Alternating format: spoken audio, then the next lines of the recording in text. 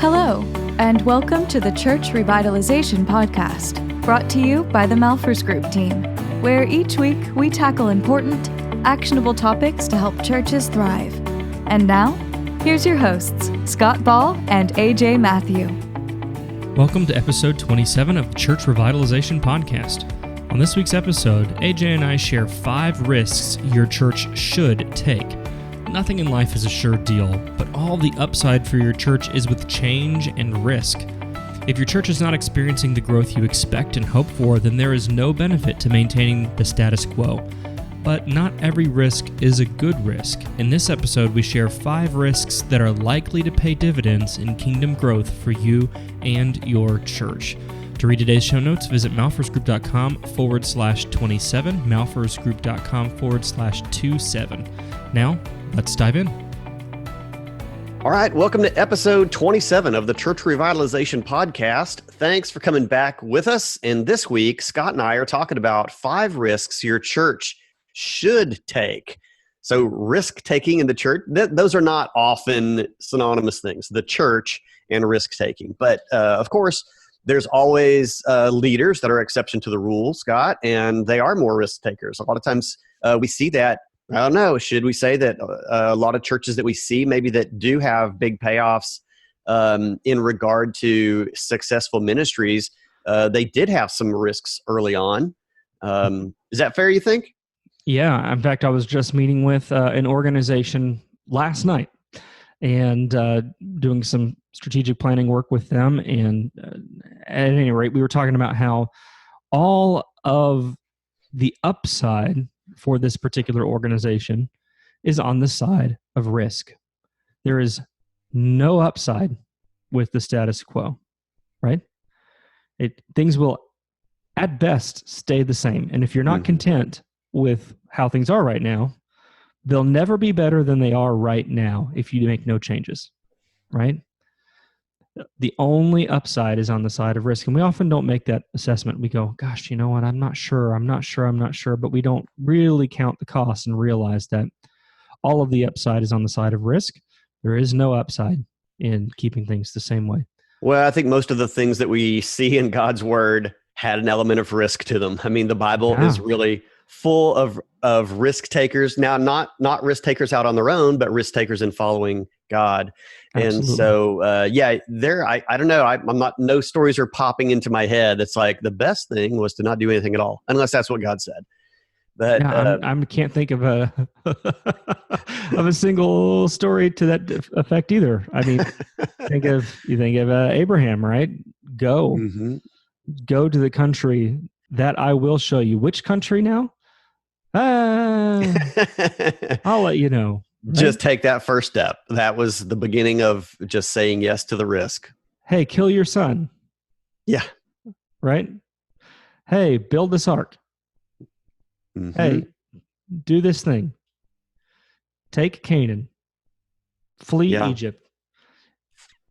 There is no upside with the status quo. Yeah. Our contention is that the risks that you should take, we're going to talk about 5 risks that your church should take, are risks that are likely to pay off for you. And in our experience in working with churches, these are risks that we think are more likely to have upside and maybe are less of a risk than you think it is. Yeah, so let's jump in. The first one, we'll spend just a few minutes on each of these, Scott. The first one you've got down here is spend the money, that money that you've been sitting on. Now, I'll often tell churches or ask churches when, as we're starting a process and we're looking at the finances of the church and, I see a church that has maybe a $200,000 annual budget, and they're sitting on, $100,000 in cash and reserves, and those are not earmarked for, they know. Occasionally I'll work with a church and they know they have to replace the roof, so they've been kind of saving some of that money back, and because they know they're going to have to dump $60,000 into a roof. But lots of times they've got that $100,000 sitting in there, and it's got it's not there for any particular reason. And then they're going, gosh, I don't know if we want to spend a couple of $1,000s to work with you guys. I don't know if we have the money, and they're sitting on $100,000. And just spend the money. You should spend the money. It's going to come back to you. I was working with a church recently, and they were telling a story of they gave each person in their congregation a gift card to go and like invite somebody to church or something to that effect. I can't remember exactly how they did it, but at any rate, they literally gave every person that gift card and said, "We want you to use this to invite someone to our church." They spent $4,000 on that initiative. And AJ, they got back $100,000.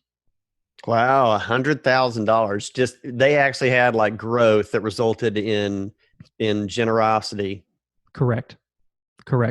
And I'm not trying to say, sow this seed of investment and you're going to get this return. But generally speaking, if you invest your money in something that God is calling you to do, whether that be, a strategic envisioning process or, an initiative like this church did with their church and sort of leveraging their folks to invite people to the church, you're going to get that back. You should view it as an investment and not as a spend. And so the encouragement here is simply to spend the money, the money that you were afraid to spend because you're afraid it might not come back to you. Mm-hmm. You should spend it if it's a God honoring thing. That's a good one. Next one that we've got down here is to shut down the program. You probably have one in mind right now, but it's probably been too long already, and you should go ahead and make that plan. Begin to shut that thing down. Yeah, churches will continue to do things because they're afraid of hurting somebody's feelings. And I understand that. And you might hurt someone's feelings. But again, there's no upside really in keeping it. If a program is draining resources and attention away from that which is most important, you're not doing yourself any favors by keeping the program alive. I was, again, sorry, my brain is just still thinking about the work I did last night. This Baptist association that I worked with. They have a building, and they had a few programs that they were afraid to say, we're going to quit these programs. And as I pushed them a little bit on why they wanted to keep them, the reality was they were afraid that if they quit doing some of these programs, that the building would become irrelevant, because some of these programs were simply the collections for different things, right? We're collecting books that we then ship to this. We're collecting, these backpacks that we then ship off to this. And if we stop doing all these collections, half the building gets used basically as just a warehouse, even though it's not a warehouse, but they use some of these rooms basically just for storage. And so what would be the point of having the building if we weren't using it as this collection point? And so I pushed them on this, and I said, listen, you can't continue a ministry that doesn't drive your mission forward just to justify the use of your building. Yeah, you're turning having a building into the mission. Our mission is to have the space. So I said, flip this on its head. Let's re-envision if we were to say we're not a collection point, we're not a warehouse for all these random things. We are on this mission. How then would you think differently about this building? What would you do differently with this building? And all these ideas started popping. We could do this. We could do this. We could do that. And the room just lit up. They started thinking of all the different things they could do with the space if they weren't a collection point. So what started with fear, gosh, if we stop being this collection point for all of these things, we're not going to have the justification for having this building, then led to, hey, if we use this building around our mission, we could use it in some really innovative and cool ways. So shut down the ministry. Don't be afraid. Yeah. All right. The third one, kind of the opposite. Launch the ministry, because you've probably also been holding up. Well, even that, sometimes it takes a catalyst to do that. Sometimes shutting something down is what opens the door or sparks the life or the flame of something new. Mm-hmm. Yeah, I think my encouragement here would be don't overload your calendar. I mean, that'd be my first caveat, would be like, if you already got 90 ministries at your church, don't start number 91. Shut down 10 before you start this new one. That's right. But assuming you did, you shut down the ministry, or the ministries that aren't working, that thing that God put on your heart, that new way in which he wants to work in your community and in your church, start that thing. Do it. But I don't know what you're afraid of. I don't know what you're waiting on. I don't know if it's because you weren't willing to spend the money. Whatever it is that's been holding you back, launch that ministry. The thing, you have long enough continued the yeses of pastors who have since died. It's time for you to say yes to the thing that God is calling you to do. So launch that ministry. I don't know what it is, but have permission, feel permission, launch that thing. There you go. And maybe that goes back to number one, where you're going to have to spend a little bit of money on it. And number two, that you got to shut down something else first. So, Scott, well thought out. These things are connecting together. I know that was no accident. Here's our next one. Number 4, get the training. And maybe this would even tie back into our previous one of launching a ministry, but maybe there is some training that you or your leadership team or ministry leaders need to get. Yeah. Yep. There is a feeling, there's an American sense we can do this on our own. I should just do the research on my own, buy the book, pull it myself up by my bootstraps and just grit and get it done. Right. And it's admirable, but we all need each other. If you can get further faster by working with somebody or getting training from a course online or from a book or by working with us or working with somebody else, this is not an advertisement. I'm just telling you, if you can get further faster by working with somebody else, you should do that. Mm-hmm. Get the training. I'm constantly trying to, AJ knows this. I'm always, maybe to the point of annoying, always trying to learn new things, right? And find new ways of looking at things and getting new perspective on something. I hope it makes me better at what I do. I hope it makes me better at serving you, pastor, that's listening to this. And if you want to be effective, as effective as you possibly can be at your job and in your role and in your ministry, get the training. We all need it. We need one another. And if we can learn from one another, it's a good thing. So don't be afraid to step in, to spend the money or whatever to get the training. Yeah, that is a good one for sure. There's so much help out there, and think about the whole, the biblical analogy of the body of Christ, and the gifts that we've been given and the talents that we've been given naturally from God. But the intent of that, is to build each other up in the body, to be able to accomplish the things that God's laid before us. And so don't silo yourself or your team. Right. Expand your view and see what's available out there. So that's a great one. Mm-hmm. All right. And finally, number 5 here, and this could be a toughie, but you're talking about empowering leaders, Scott. So some of our listeners might need to pry their white knuckles off of something going on and pour into somebody that can expand what they're able to accomplish. Yeah. Several years ago when I was on staff at a church, we had made a transition from being in a meeting in a YMCA, church of 400 or so people, to building a facility, and the church doubled in size essentially overnight.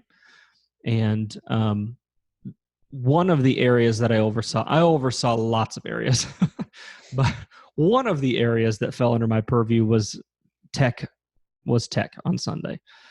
It was actually almost like a sub-note of my job, like nowhere in my main job description, but it was one area that needed to be done. Well, when we had moved this from the Y to this new building, the tech requirements just drastically increased. We went from a very simple setup in the YMCA because we had to set up and tear down every week and all that to a much more complicated setup.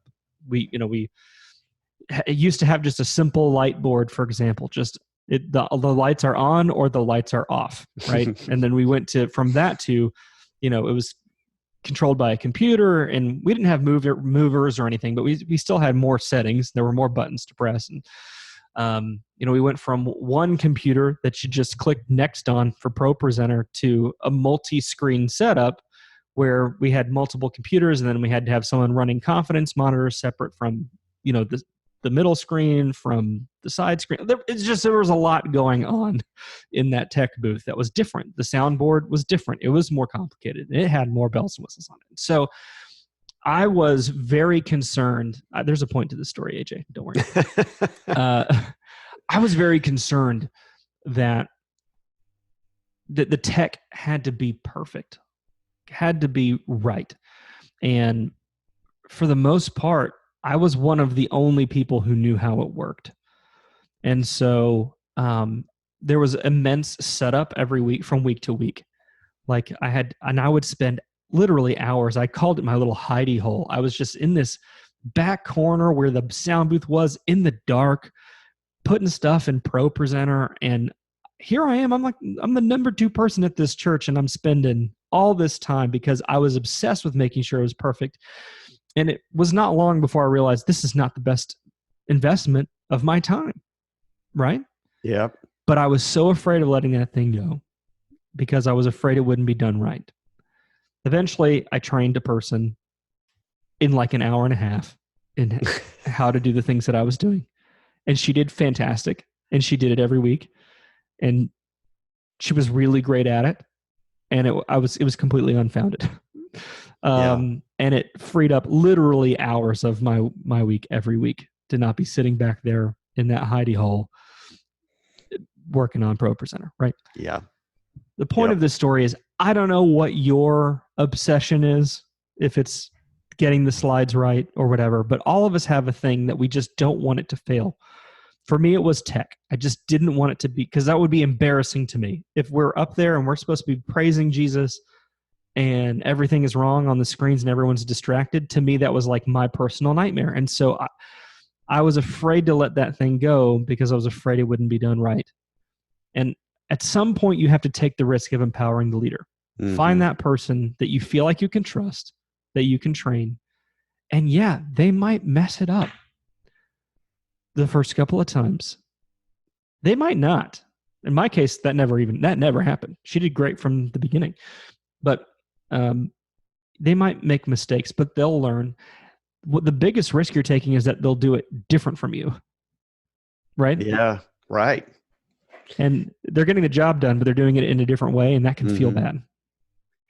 And that's a risk. For every one of these situations in which you're holding on to something when it's probably past time for you to do that, you are now occupying a space in which somebody has likely been preparing for or will be equipped to do. There's a role for them, and they may be on the sidelines right now.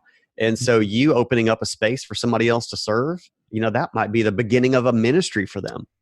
So think outside yourself. On the outside, you could listen to that story and go, are you saying that the tech work was beneath you? It was not beneath me, not by any means. I wanted to make sure it was done right. The pride was in me doing it.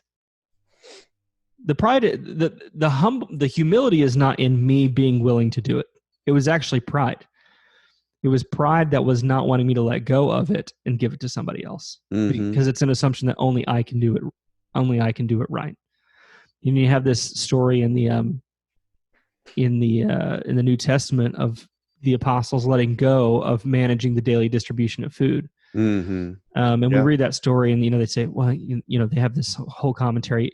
It's not good for us to be serving, waiting on tables.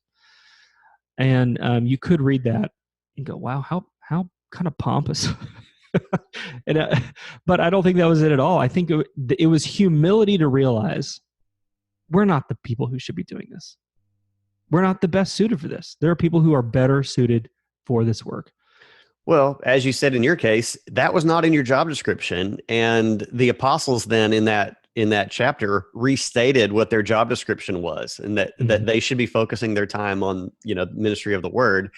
And so, that's a thing too. Anybody that is supposed to be in a position doing a particular job, that's what we need them to do. That's what God needs them to do. Right. So, empower the leader, take that risk. Yeah, they might make some mistakes early on, and they may do it differently than you.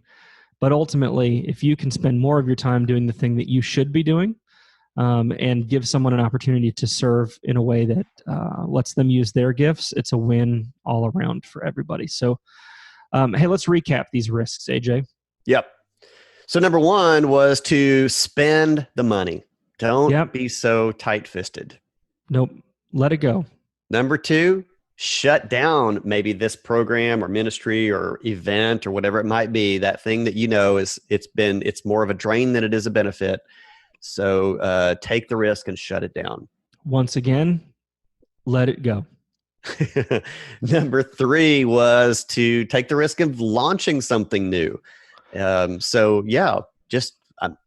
may have been on your heart, and is the time finally right? Well, if it's close enough, take the risk. Yeah, and hey, your Frozen 2 reference. If Let It Go is Frozen 2 reference, Into the Unknown. Go into the unknown. That's Frozen 2. For all of you parents of small children. You can count on you to bring Disney into it, Scott. Number four, take that risk to get the training that you might need so that you'll be prepared, maybe for just some other upcoming risk. I don't have a Frozen reference for that one. And then finally, number five was empower that leader that you just need to open up and allow them to grow just the way somebody probably did with you. Yeah, absolutely. Listen, risks are scary. And you might be listening to this episode and you're thinking, you don't know me, you don't know my church. I can't afford to take these risks this year, not this year. And maybe that's true, maybe. But if I sat down and talked with you, I would guess that it's more likely that you can't afford not to take at least some of these risks this year.